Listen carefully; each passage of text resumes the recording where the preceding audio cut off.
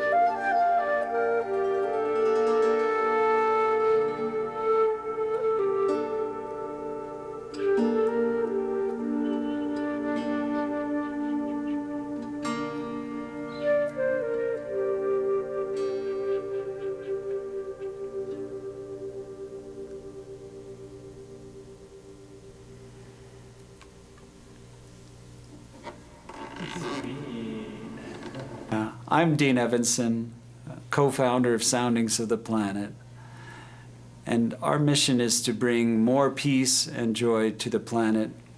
We are musicians as well as multimedia artists.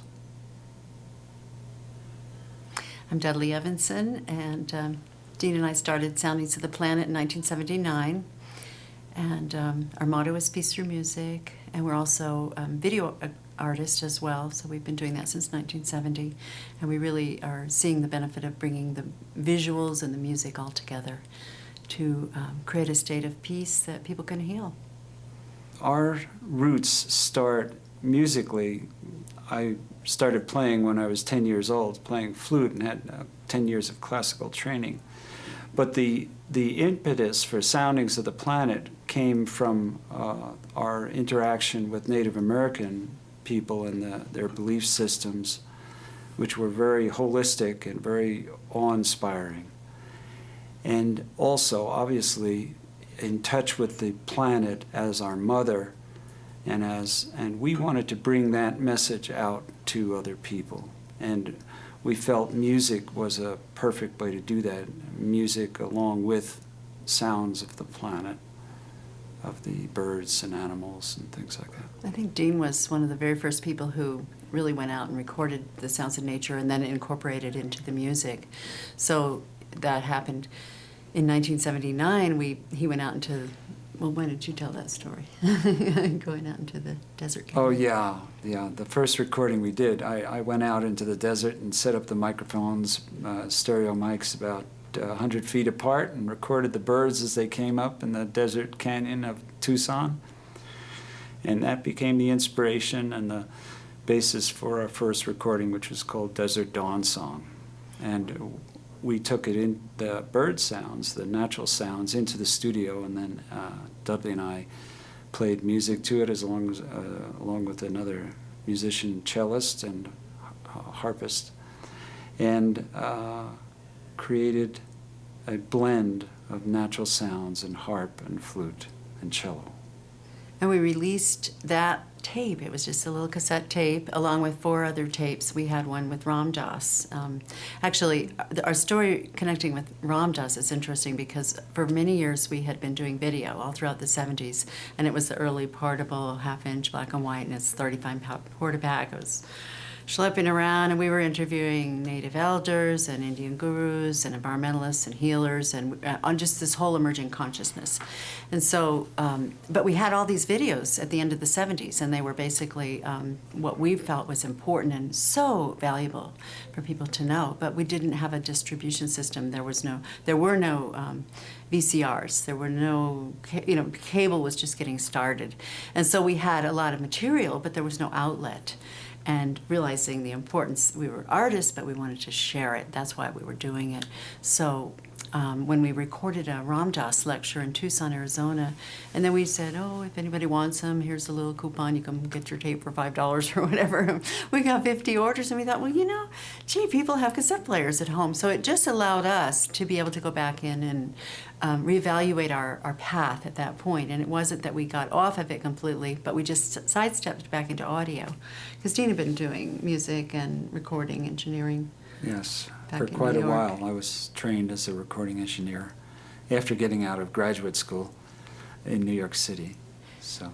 And he studied molecular biology, so he has the sort of scientific and the left brain, right brain, I think, is very balanced in this guy, which is helpful. Actually, the first place I moved to in New York City was across the hall from Dudley. In 1968. On Lower East Side of Manhattan. And it was a powerful time.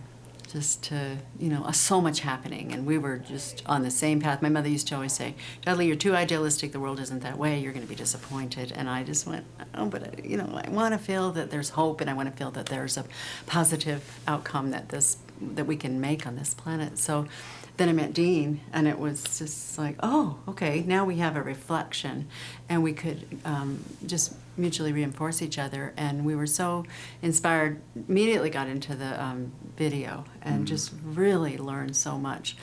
And now the things that were just starting in the 70s are getting into the mainstream, yoga and massage and all the healing modalities. Acupuncture was illegal for a while, so it took a long time for these things to happen, and you just almost give up hope because you feel like people aren't getting it.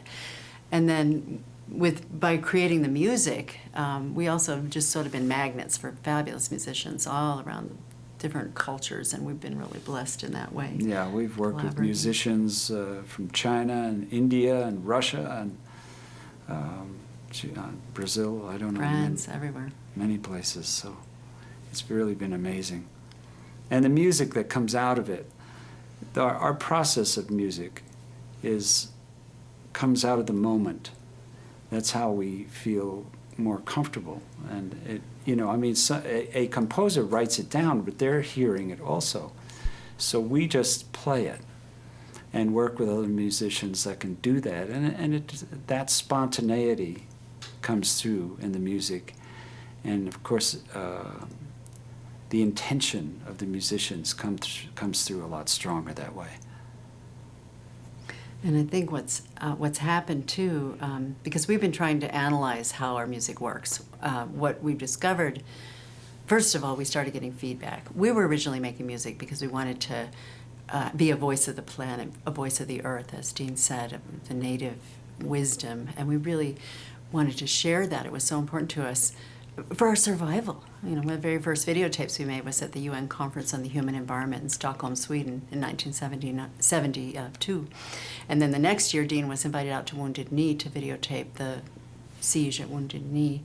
And so I ended up staying in South Dakota for a whole month and really connecting with the elders there. And so we were really getting that there's some information that our society needs. We have gone so far away from nature.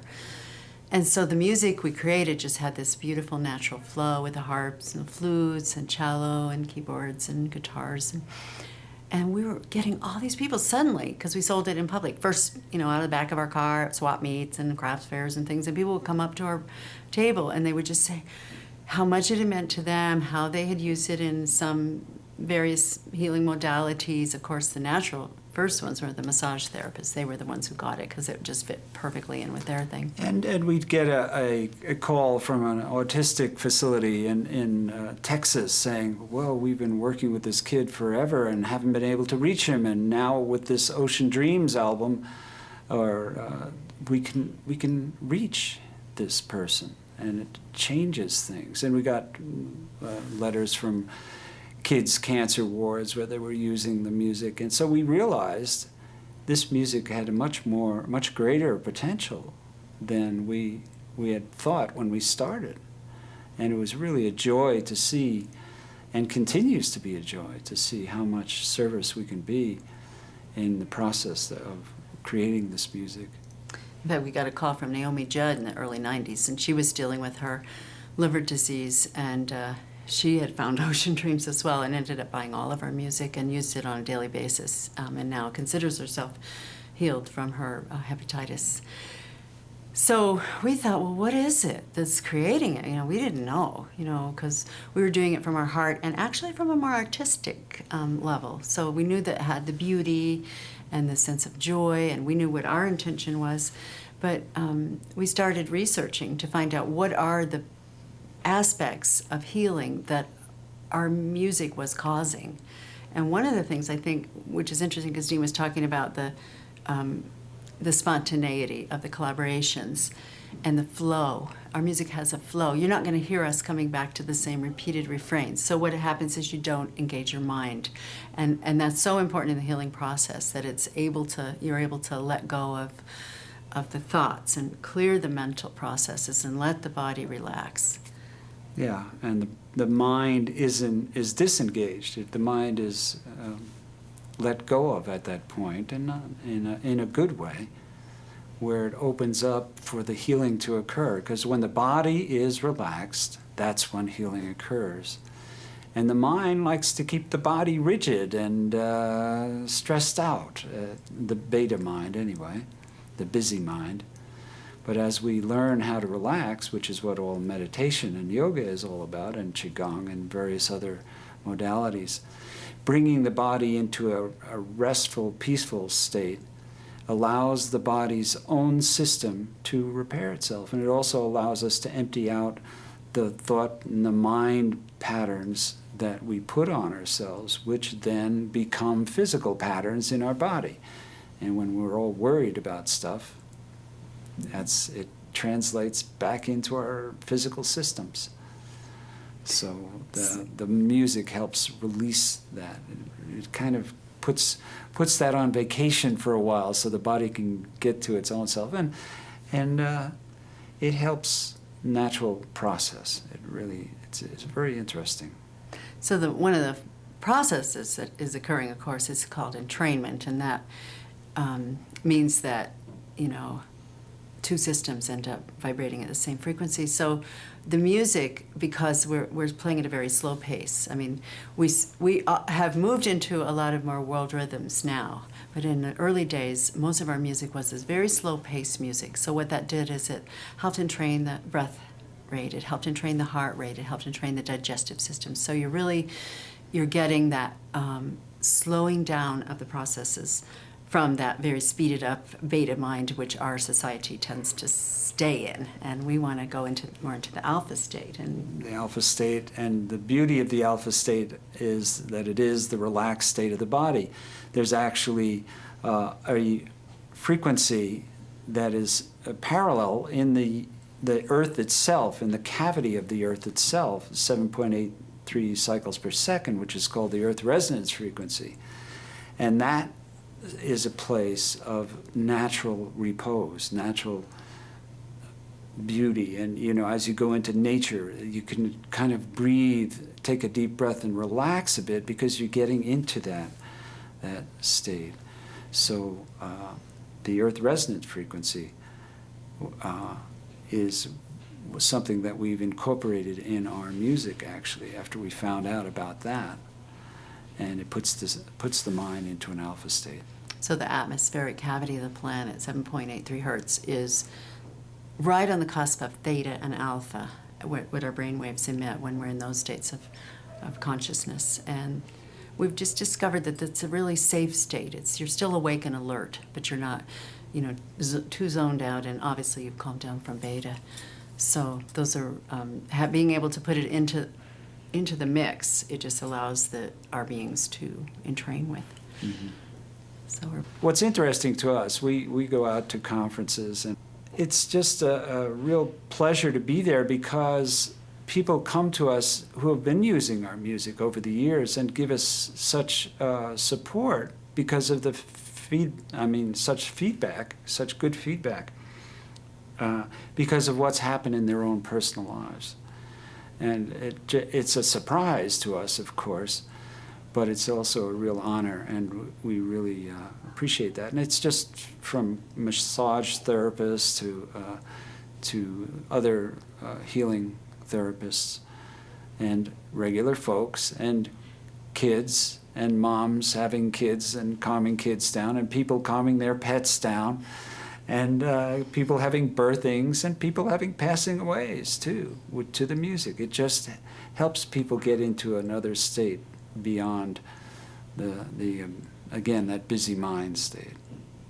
we're not obviously claiming that you listen to our music and you're suddenly going to be healed from all your diseases, but That's up to you. yeah, it is up to you, and it's a partnership, because what happens is you need to create the environment for healing to occur, and so that's where we come in. We're offering an experience, a meditative calming experience that can support people in their own healing process. And it still works functionally, particularly if you're doing creative work too, to have this kind of music playing, because it brings that out also. They're creativity. They're currently using our music in a study at Bon Secours Hospital. I believe it's in South Carolina, and what they're doing is using let people choose their music in different styles, and we actually happen to have quite a few different styles. So they pick the music and they play it, and the whole process involves. You end up with research that says hospital stay is decreased because you've used the music. Less pain medication is required. They're looking at what they can prove with measurable results in double-blind studies. So there's a lot of that kind of research that's happening that is going to help propel the movement. And Yeah, there's another area which has just happened recently with us, is at Walter Reed Medical Hospital in Washington, D.C. The head chaplain is passing out our music along with Discmans to the wounded coming back from Iraq, and it seems to be helping. I said, well, can you give me any numbers? Because everybody asks for numbers. And he said, well, about 90% of the guys are really appreciating, and the other 10%, their wives really appreciate it. So we feel that's a place that we really want to help about, well, our motto is peace through music, and we're peace people. So but we keep hearing this, support the troops. How can we do that? And we finally found a tangible way that we can help. And by being able to offer the music to these people coming back from combat, and see, positive results. And one guy said, "This is the best thing that I've gotten since I've been at Walter Reed." Just, that there's a tangible thing that they can do. We've also put together a DVD called Eagle River, and Dean has been out videotaping the eagles for 15 years near where we live.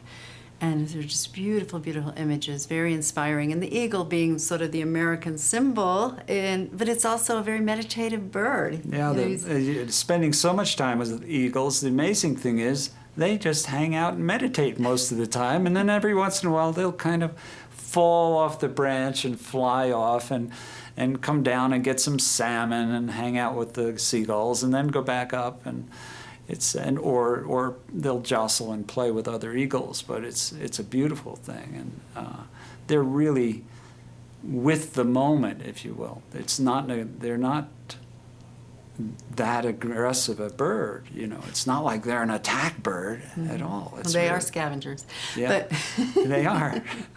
They're fish hawks, but it's a wonderful thing. Yeah. Well, so in addition to the basic, over an hour of beautiful images and music, we've created 3 guided meditations to help people.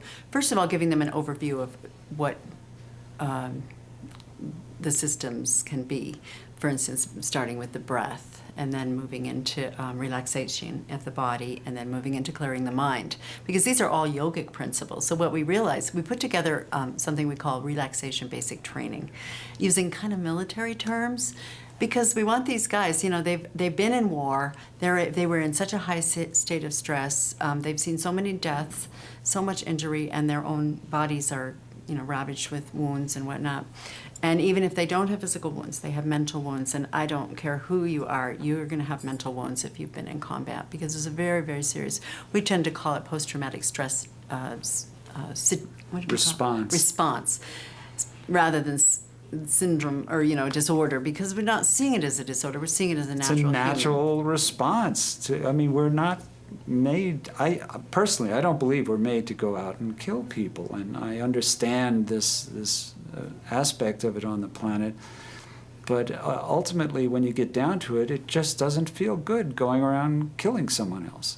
So the purpose of the program is to be able to bring high intention of healing into people who have been in very high stress, and it's useful also for people beyond war. It doesn't have to have been to war, but trauma and stress is a huge part of our society. There's a lot of anybody who's been in an accident, or there's domestic violence, or any kind of thing where people have been attacked, and they need to go through a whole reprogramming process. And it was just interesting, as we were writing the manual and putting together the meditations for the Eagle River DVD, we realized that we're really teaching them about yoga. It's this yoga of sound.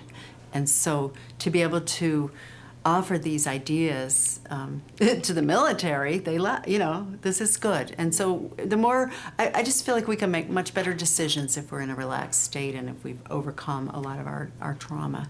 So that's just something we're excited. And it also, the video includes our presentation at Walter Reed, where we played the Eagle River DVD behind us, and people were they want it, because they know part of what you're overcoming with war is you're overcoming the negative imagery of war. So in addition to the calming sounds and the calming music and the natural sounds, the visuals are so important. So I appreciate what you're doing here on the Harmony channel, because I think this is going to be a really important part of our healing as a society. What we come with is knowing nature and knowing how healing nature is. So what we have been working with is natural images. We feel they're very powerful and very strong.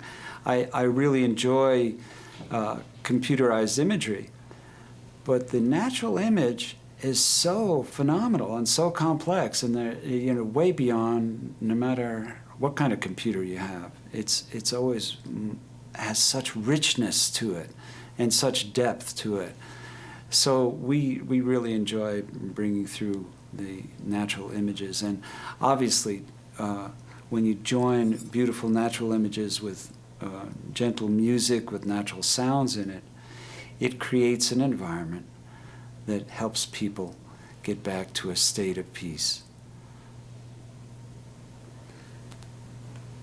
And also we're looking at the beauty of diverse systems, because Dean, as a molecular biologist, has always been studying nature anyway.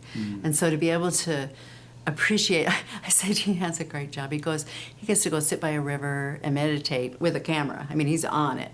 But it's like, then you even get to focus in more. So his process of even gathering these sounds and images becomes part of who he is. I think that's one of the reasons he's such a mellow guy. What are you talking about? There's just something that you have to appreciate in nature, being part of our healing process. And I guess that's how we start, again, starting with adding natural sounds to our audio, and now to be able to bring in the video and to bring in the nature images. Because let's face it, so many of our people in our modern society live in cities. They're surrounded by 60-cycle hum. They've got all the technologies, and we do too. We have computers. We love it. We love the technology. But we've got to take a break sometimes from this high-tech stuff and go into a space that is the divine order, because nature has divine order. We humans are just learning. We're just trying to figure it out. What is the point of it all? And we try to put things together, and we build these cities and magnificent structures, cathedrals, whatever. But to be able to reground ourselves, to root ourselves in nature, and then from there all other things can be possible. And of course, it's caring for nature in the process. The more you learn about nature, the more you be with nature, you understand how delicate, fragile this planet is that we live on. It's incredible. What a blessing, what a joy to live here, because it's such a special place amongst the whole universe. There may be other planets like this, but I don't know of any. This is the one we got. Yeah. Well, also talking about nature, as we've been interviewing people for our Sound Healing DVD, it's fascinating because there are very many different opinions, modalities, therapies, positions, and points of view, and even research that has proven this one or that one. And I think Dean and I are always just trying to see it as a comprehensive picture, that we're not saying this or that or one or the other, and we're really we're not into competition of that sort of thing. So just respecting the fact that in nature, the richest biological ecosystems are the most complex, and they're diverse, and they bring it all together into you don't know how one thing affects another, but nature knows in its divine wisdom. So if we can use nature as a grounding and a basis, and then also see that as we are developing the sound healing, it's really a movement, a kind of a new movement, even though it's ancient. It's an ancient, people have used sound forever in every culture on the planet. But lately, and literally in the past 30 or so years, people have started to understand that there's things that we can do to affect our healing that do involve sound. And many of them are quite different and sometimes might seem to be contradictory. I've always felt like even conflict is apparent conflict. It isn't necessarily, when you go deep enough, you're going to find that there's harmony, in balance, in all the modalities. And one thing is most healers are in service.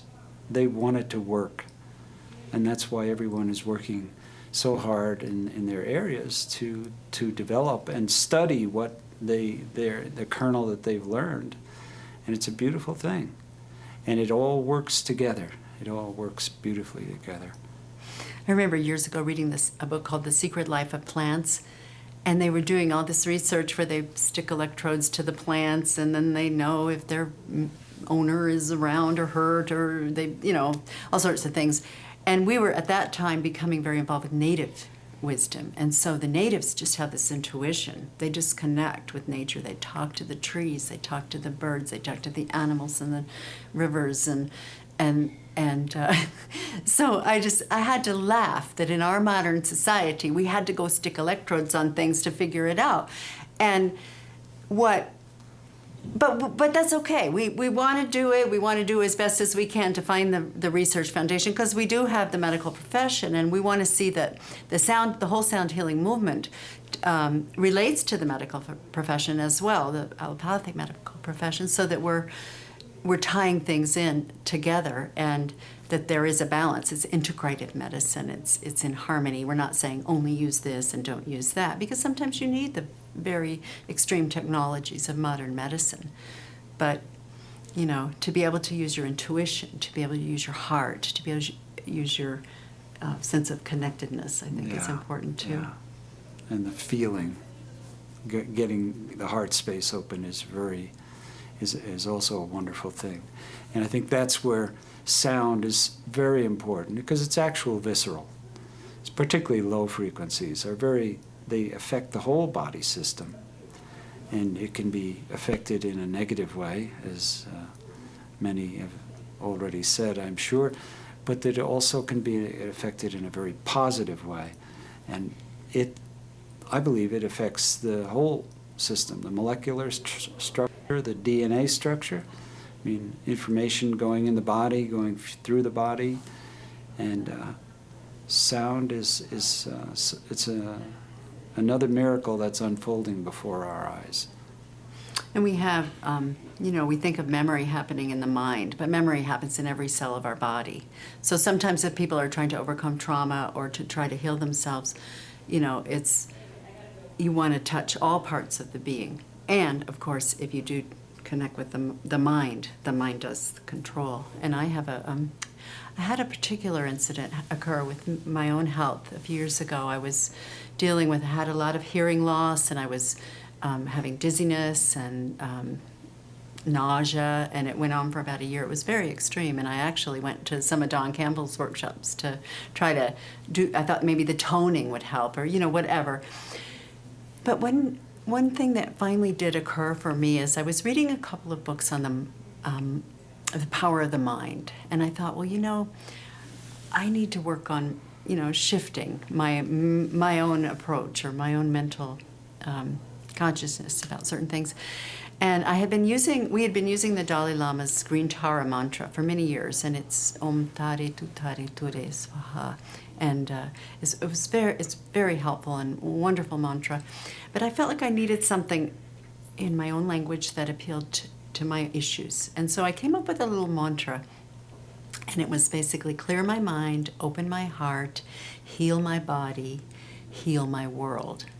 And it had a melody. It was clear my mind, open my heart, heal my body, heal my world.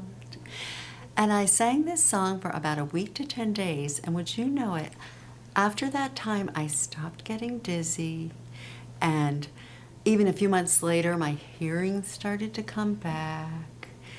And I just felt like what I did through the mantra was to reprogram myself. And I opened up my heart. I had so much more joy. I got rid of judgments that might have been holding me back. And so I just know from my personal experience that mantra and music and, just high intention, because it was very high intention, and that's probably the most important thing. But all the other parts play in along with it. So I do know that the music and sound do have the power to heal.